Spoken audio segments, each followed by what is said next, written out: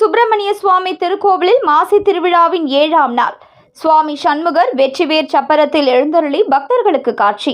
பல்லாயிரக்கணக்கான பக்தர்கள் அரோகரா என கோஷமிட்டு சுவாமி தரிசனம். தமிழ் கடவுள் முருகப்பெருமானின் அறுபடை வீடுகளில் 2ஆம் படை வீடான திருச்செந்தூர் சுப்பிரமணிய சுவாமி கோவிலில் மாசி திருவிழா கடந்த 3ஆம் தேதி கொடியேற்றத்துடன் தொடங்கி வெகு சிறப்பாக நடைபெற்று வருகிறது. 12 நாட்கள் நடைபெறக்கூடிய இவ்விழாவின் ஒவ்வொரு நாளும் சுவாமியும் அம்பாளும் காலை மற்றும் மாலை நேரங்களில் ஒவ்வொரு அலங்கார சப்பரத்தில் எழுந்தருளி காட்சியளித்து வந்தனர்.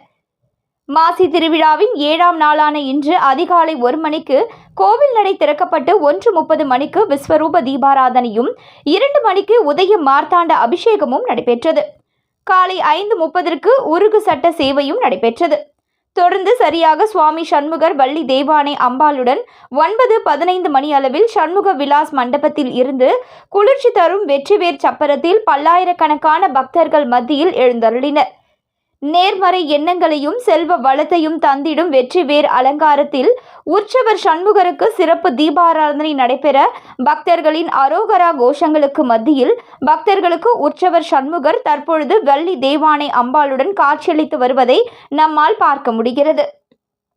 இதனையடுத்து சுவாமியும் அம்பாளும் துண்டிகை விநாயகர் கோவில் அருகே உள்ள பிள்ளையன் கட்டளை மண்டபத்திற்கு வந்தடைந்த பின்பு அங்கு அவருக்கு பால், மஞ்சள், விபூதி உள்ளிட்ட 16 வகையான சிறப்பு அபிஷேகங்கள் நடைபெற்றது. பின்னர் அலங்கார தீபாராதனைகளும் நடைபெற உள்ளது.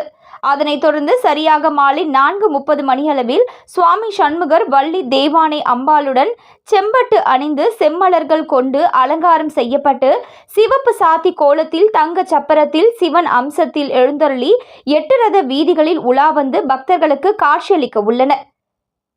இதிலும் ஏராளமான உள்ளூர் மற்றும் பல்வேறு மாவட்டங்களில் இருந்து வருகை தந்துள்ள வெளியூர் பக்தர்கள் பலரும் கலந்து கொண்டு சுவாமியை வழிபட உள்ளனர்.